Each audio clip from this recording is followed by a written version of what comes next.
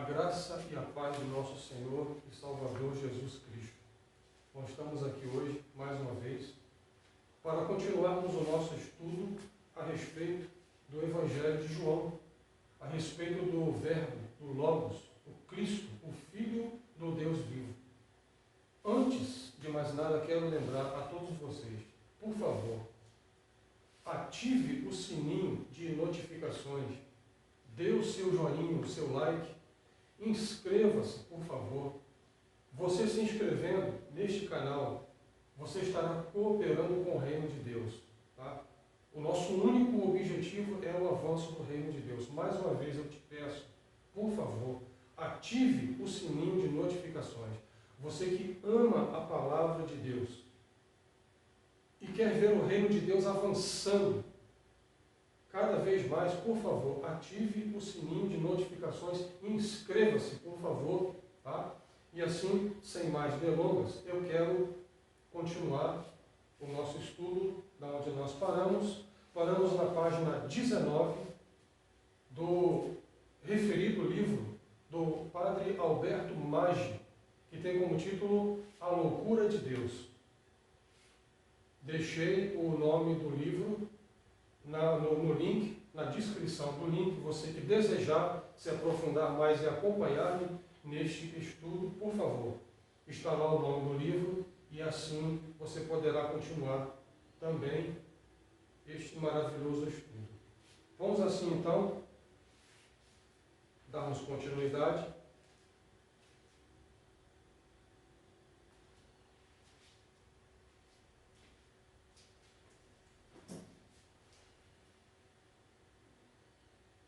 Só voltar um pouquinho antes, da onde nós havíamos parado, para assim darmos sequência. Diz assim então, no último parágrafo da página 18, nos fala assim: por ora, todo o mundo religioso, dos chefes religiosos aos fariseus, dos sacerdotes aos levitas, está de sobreaviso, para captar os primeiros sinais da vinda do esperado Messias para eliminá-los.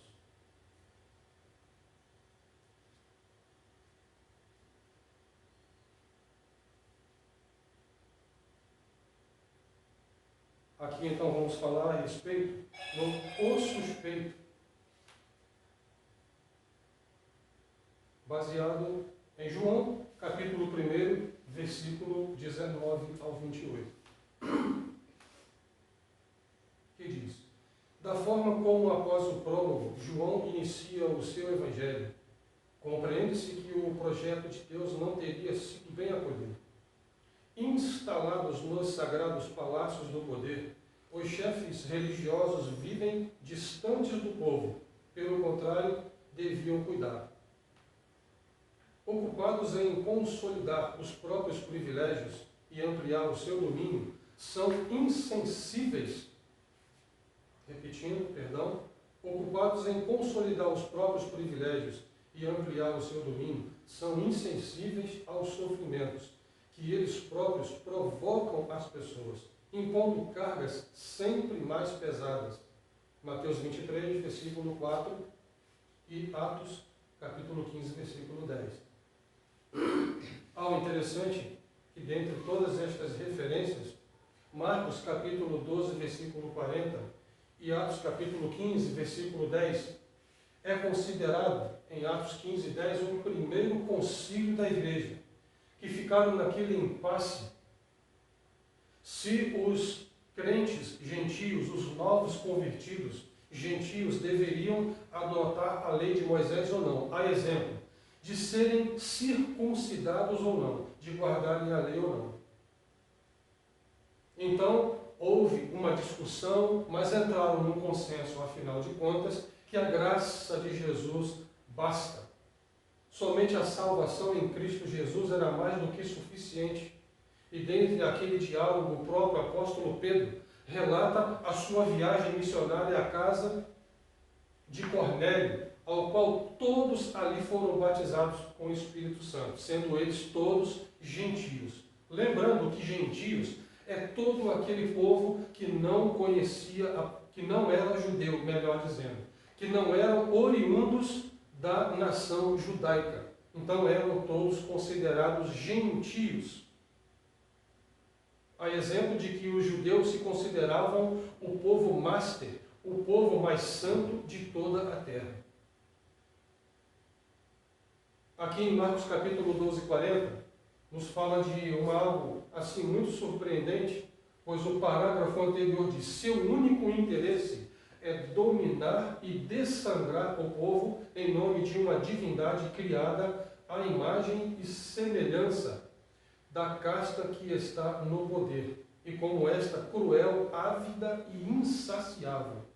Quero lembrar que o Alberto Maggi, ao escrever o seu livro, A Loucura de Deus, ele não diz tudo o que está, mas ele nos leva a entender.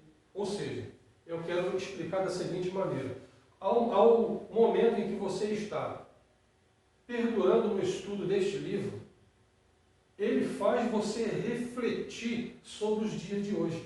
É impossível você ler o livro do Alberto Maggi e não refletir sobre os nossos dias.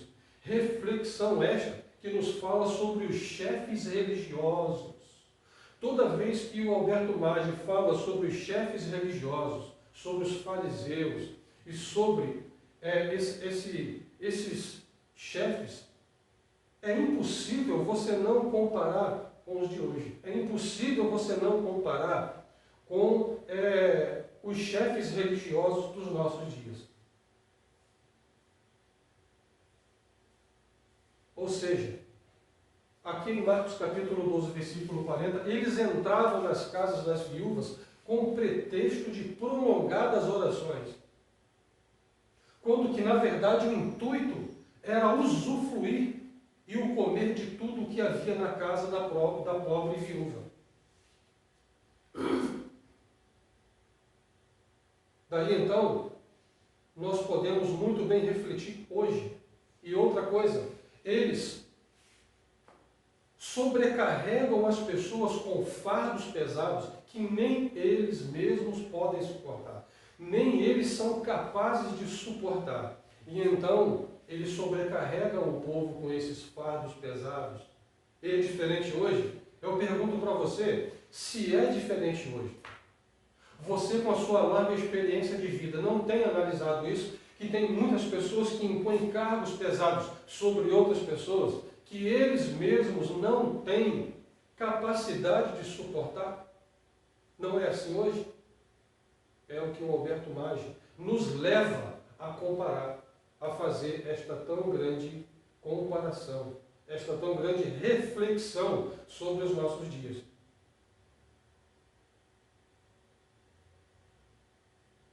No início aqui diz que eles estavam tão ocupados com seus afazeres em dominar o povo, que não se preocupavam, viviam distantes do povo. Ou seja, o que interessa para eles não é a alma em si, a vida da pessoa, mas o que ela pode proporcionar àquela casta religiosa, àquela casta sacerdotal. Não é diferente hoje também. Pois aqui então continua, na página 21, primeiro, segundo, terceiro, quarto parágrafo. Porém, a distância do povo não significa que os chefes estejam desatentos ao humor dele. A respeito disso, estão alertas, prontos para captar a menor aparência de discordância ou de contestação, a fim de sufocá-la no seu nascedouro. Assim que ouvem falar de um tal que batiza em Betânia, do outro lado do rio Jordão, eles se precipitam sobre essa pessoa sem sequer ter o tempo para tomar as informações necessárias. Viram então? A preocupação deles é mesmo esta. Ele traz este relato histórico, ele fala sobre isso, sobre esse medo que eles tinham de alguém trazendo uma certa verdade, uma verdade. Então, quando começam a falar de algo novo, eles logo se preocupam com a seguinte questão: Se o povo for libertado da ignorância, o que será de nós? O que será do nosso domínio, do nosso prestígio, do nosso lugar de posição social entre os romanos e entre toda Jerusalém? Então é hoje também. Você perceba que em muitos ambientes não se pregam mais o verdadeiro Evangelho de Cristo Jesus, o Senhor. Então, quando se vê no meio do povo alguém sendo despertado pelo Espírito de Deus para falar a verdade, logo eles acabam cortando aquela pessoa, tirando aquela pessoa de foco, acabam, melhor dizendo, recriminando aquela pessoa. Tentam restringir a ação daquela pessoa no meio do povo, para que o povo não seja liberto da ignorância, liberto da escuridão. É a mesma coisa assim hoje. Talvez tenha acontecido com você. Eu não sei quantas pessoas estavam escravas de certos ambientes religiosos, e quando começando a se aprofundar nas Sagradas Escrituras, é logo tirado de foco. Não é assim? Talvez você tenha passado por isso. Mas não é o fim. Não é o fim. Porque foi a mesma coisa com João Batista, que não era a luz, mas estava apontando para a luz que já estava no meio deles, que é o Cristo Jesus, o Messias, o enviado de Deus. Os judeus, termos com o qual o evangelista não indica ao povo, mas os chefes, com efeito, irritados com a novidade de um imprevisto batizador, liberam imediatamente de Jerusalém sacerdotes e levitas para interrogar esse indivíduo. Viram a preocupação deles? É a mesma coisa ao jovem. Pode parar aquele jovem lá, pode parar aquele irmão, aquela irmã, porque ele já está causando um alvoroço no meio do povo e o povo não sabe falar de outra coisa. É assim que acontece. Foi a mesma coisa. Enviaram logo imediatamente sacerdotes e levitas para interrogar João Batista. Os levitas, pertencentes à tribo de Levi, exerciam a função de vigilância e de polícia no templo. Estavam à disposição do sinédrio, em o nome do qual podiam prender as pessoas e executar as punições. A presença deles é sinal evidente de que estão dispostos a prender o batizador. Continuando aqui, de modo brutal, sacerdotes e levitas se dirigem ao desconhecido. Aí diziam assim: tu quem és? Não pode ter acontecido assim com você? E você quem é? Você veio em nome de quem? Você veio por quem? Quem te mandou? Que ordem, que documento você tem para escrever o que você está escrevendo ou para ensinar o que você está dizendo? Quem te deu essa autorização de você ensinar dessa maneira ao povo?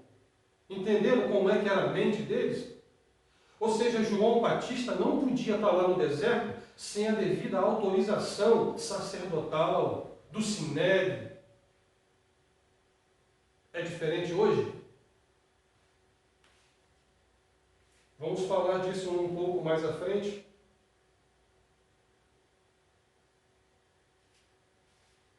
O interrogado não responde. Entenderam?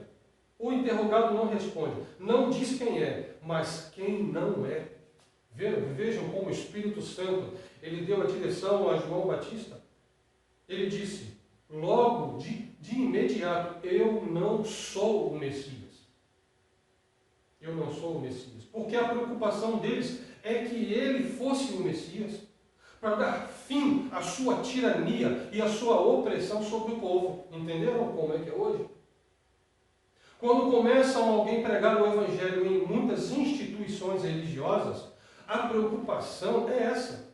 É que o povo seja liberto da ignorância e da escuridão. E que o povo volte a pensar novamente segundo as Escrituras Sagradas. Essa é a preocupação da religião hoje. Não digo de forma generalizada, tá?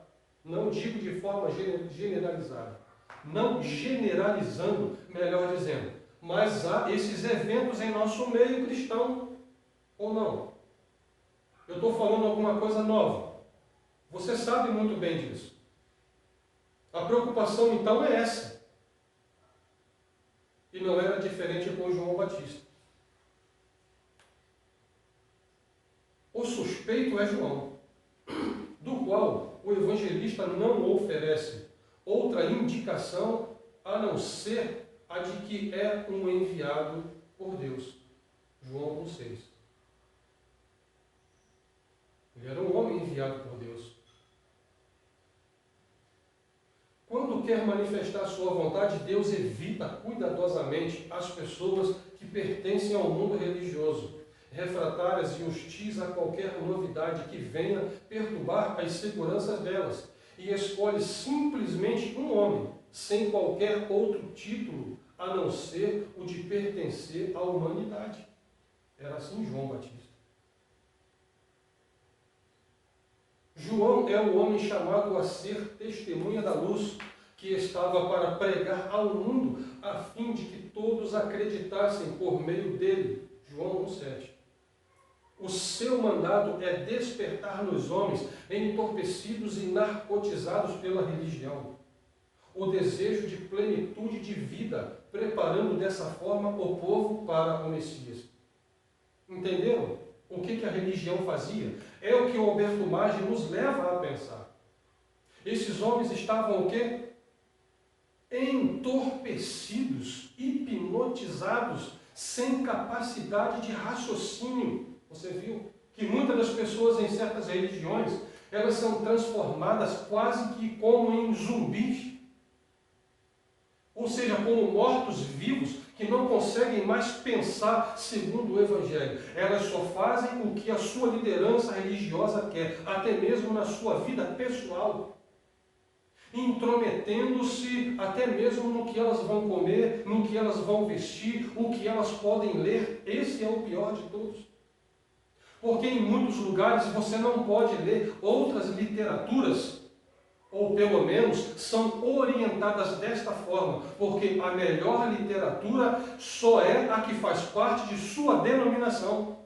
Isso é uma forma de entorpecer o povo, isso é uma forma de escravizar o povo. É por isso que eu estou aqui, apesar com poucos recursos, como disse no primeiro estudo, porque à medida em que for avançando, as coisas vão melhorando, mas eu estou usando o que eu tenho para te tirar do escuro, para fazer com que você pense segundo o Espírito Santo. E só existe essa forma nas Sagradas Escrituras. É por isso que o Alberto Maggi, ele fala de uma situação e é o reflexo de hoje, ou melhor dizendo, ela repercute hoje, é o reflexo de hoje. Milhares de pessoas estão entorpecidas, narcotizadas pela religião, não têm mais vontade própria. Estarei falando sobre esse assunto mais à frente, sobre o verdadeiro Evangelho de Cristo, no outro vídeo que eu for postar, no outro ensino. Prometo que o mais breve possível estarei falando um pouco mais a respeito do cerne do cristianismo, do alicerce, que é a mensagem da cruz, a mensagem genuína de Cristo Jesus. Mas até então estamos aqui no livro, comentamos agora sobre João 1,7, e passemos aqui então para o outro parágrafo. Apesar da deriva a qual o povo havia sido arrastado por seus dirigentes, o Senhor havia com efeito garantido que uma parte lhe teria sido sempre fiel. Deixarei no meio de ti um povo humilde e pobre, um resto de Israel que confiará no nome de Yahvé. E exatamente esse remanescente é que acreditou em Jesus, que creu em Jesus. Daí então podemos ter a certeza e a convicção de que o Evangelho de Cristo foi alcançado dentre este remanescente que estava ali em Israel. É esse o resto que acolherá a Jesus, que todavia não restringirá a sua ação a Israel, mas a estenderá a toda a humanidade, manifestando-se como luz do mundo. João 8, versículo 12. estendendo a sua ação libertadora a todos os que estão privados da liberdade. Como Jesus mesmo disse, estas palavras: tenho outras ovelhas que não são deste aprisco ou deste curral, como diz aqui nesta tradução. Também a estas eu devo conduzir. Exatamente isto o que diz.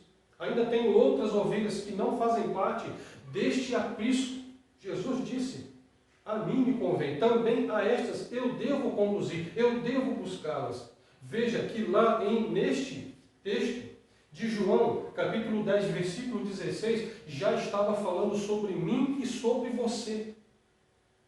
Ou seja, este aprisco do Senhor ao qual nós estamos hoje. Ou seja, os judeus acreditavam, Israel acreditava que a salvação era prioridade só deles. Considerando-se o melhor povo de toda a terra.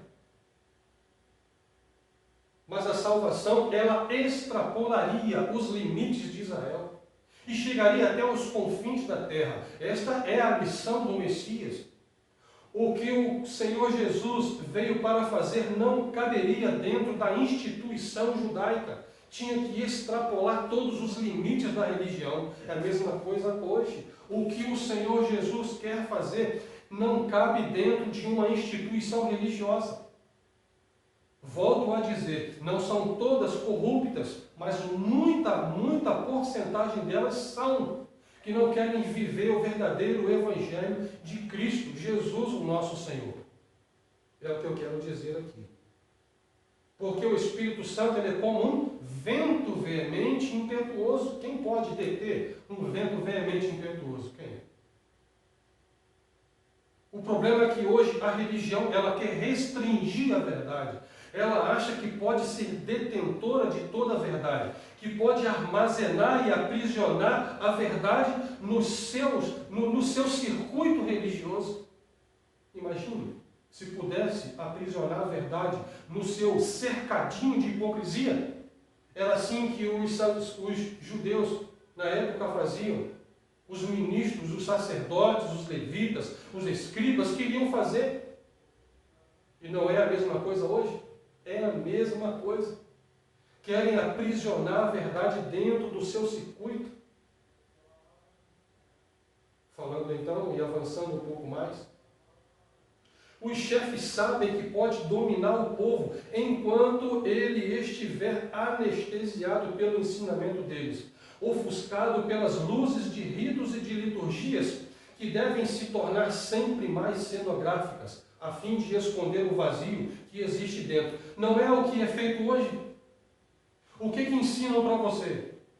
Se você não der o seu dízimo, as pragas vão vir, vão devorar tudo que você tem, o demônio vai entrar na sua vida. Se você não fizer as 7 campanhas que você tem que fazer para ser liberto de muitos vícios, você vai ficar num prejuízo terrível. Dizendo que o diabo vai fazer, vai acontecer, impondo o medo. É assim que a religião judaica fazia antigamente. Conquistava o povo pelo medo. É o medo que imperava. E Jesus nunca, jamais admitiria isso. O Evangelho nos fala de libertação de vida. E toda vez que nós apontamos para a cruz de Cristo, a mensagem é a vida, é o amor a Deus e não o medo. Ninguém é conquistado ao Evangelho pelo medo, e não é o que fazem hoje, a fim de dominar, entorpecer o povo, amedrontar o povo. Não é o que diz, se você sair de certa denominação, o diabo vai voltar para a sua vida, vai te matar, vai destruir, vai fazer, vai acontecer. Não é assim? Esse é o Evangelho de Cristo. Numa outra mensagem que eu estarei gravando, aliás, numa mensagem que eu estarei gravando, falarei sobre esse assunto, sobre a cruz de Cristo Jesus, o Senhor, o Evangelho de Cristo. Mas até então, continuando aqui, olha só, quais são o medo deles? Peço perdão pela escuridão, porque se eu acender as luzes, eu não consigo projetar o que está aqui no livro do Alberto Maggi a você. Creio que está um pouco difícil de observar o que está escrito, mas acredito que se você se esforçar um pouco, você conseguirá ler o que está aqui, ou até mesmo adquirir esse livro, honrando assim o Senhor Jesus e crescendo na graça e na verdade. Prosseguindo então, olha o medo deles. Eles temem a chegada do Messias, a luz verdadeira que ilumina todo homem. João capítulo 1, versículo 9. Sabem com efeito que entre as obras do Messias haverá a de abrir os olhos aos cegos, como ficou referido. E ele aqui faz menção de Isaías 42, versículo 7. Não é somente dar vida, abrir os olhos de forma física, devolver a visão material, mas a visão espiritual do Messias. É libertar os oprimidos. Se o povo abrir os olhos, para ele será o fim. A libertação dos oprimidos é o fim dos opressores. Será que você pode me entender? Parando aqui um pouquinho, olha para mim. Será que você pode me entender assim? Preste atenção no que diz essa frase. A libertação dos oprimidos é o fim dos opressores. E o que liberta os oprimidos? É Confúcio? São outras religiões? É Buda? São os filósofos que libertam? Não, o que liberta é o Evangelho genuíno de Cristo Jesus, o Senhor.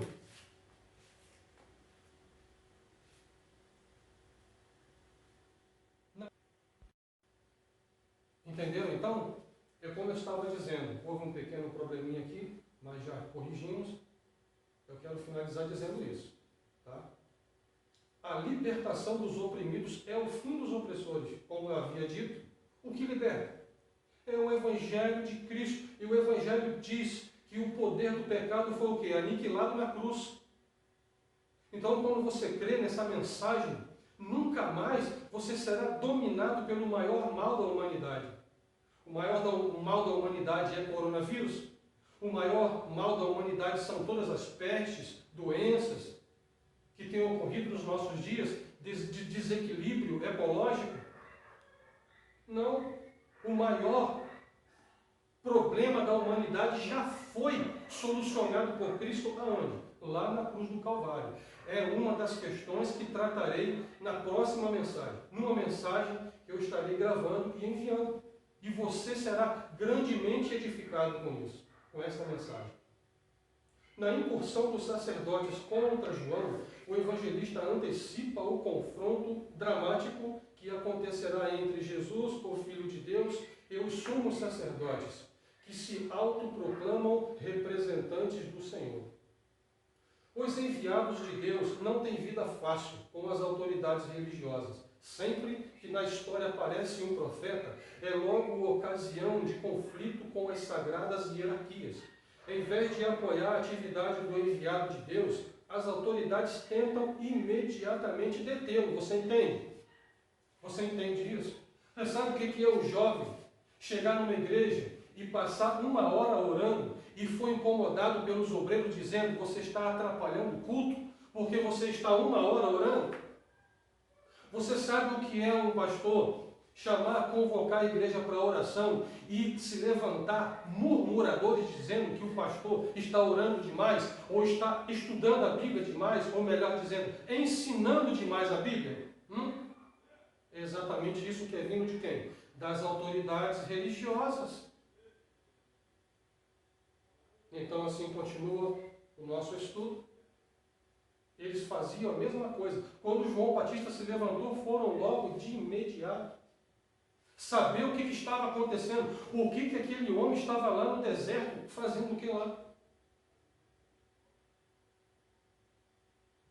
Os enviados de Deus não têm vida fácil, como já foi falado, então é aqui. Toda novidade é vista com suspeita pelos chefes integérrimos guardiões de uma religião morta e embalsamada.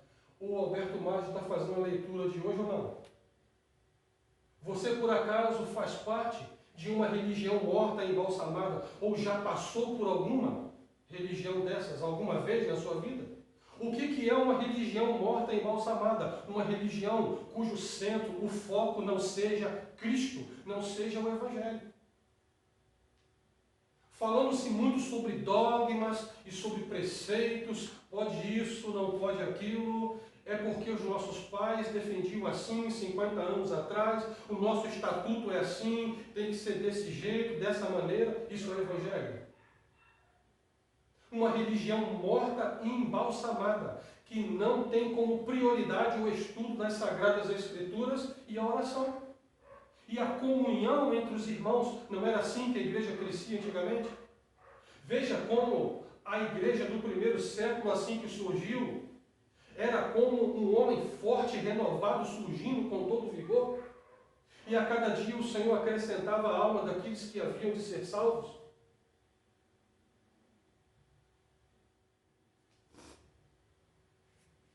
Assim estaremos, não vou continuar mais, devido a que o estudo não fique muito prolongado, tá? Estaremos falando na próxima sobre limpeza étnica, baseado no livro de Esdras. A preocupação deles é ter em mente que João Batista tinha vindo com aquela intuição de fazer esta tal limpeza étnica. Não estaremos abordando este assunto agora, mas assim que possível, você também ficará a par deste assunto. Continuando então este assunto. Encerrando aqui, quero fazer uma oração rápida, mas pedindo a você mais uma vez, por gentileza, em nome do Senhor Jesus, a única coisa que está no meu coração é que o Evangelho de Cristo chegue a você. E que você mesmo, sendo meu irmão em Cristo, passe esse livro, passe esse estudo, passe o que você está aprendendo. É só o começo do estudo, ainda estamos no capítulo 1 do livro de João. Peço a você, por favor, ative o seu joinha, dê o seu like, inscreva-se, por favor, em nome de Jesus. Você estará contribuindo para o reino de Deus. Se eu trouxer algum outro ensinamento que não seja o Evangelho de Cristo, você pode me chamar de mentiroso. Você pode me chamar de mentiroso se eu falar qualquer outro assunto que não seja exclusivamente o Evangelho de Cristo. Amém? Em nome do Senhor Jesus Cristo, estaremos orando. A luz.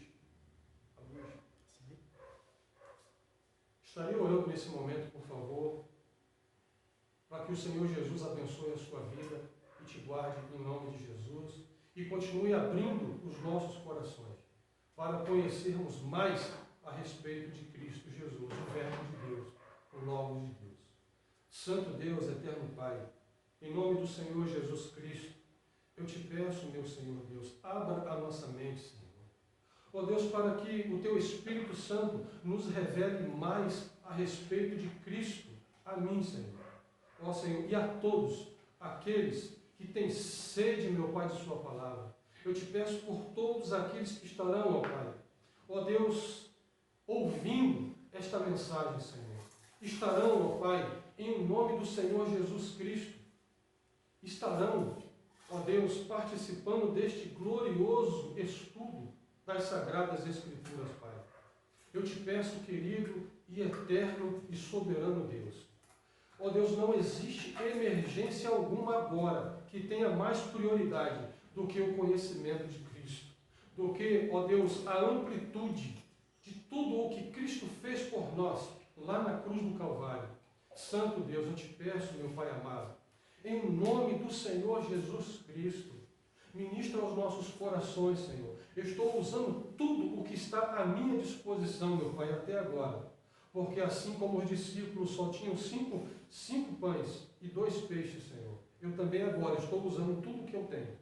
Ó Deus, e o Senhor multiplicou o pouco que eles tinham e alimentou aquela grande multidão. Senhor, eu te peço que este pouco, ó Pai, digo não referente à palavra, jamais, mas os recursos que estão nas minhas mãos é pouco.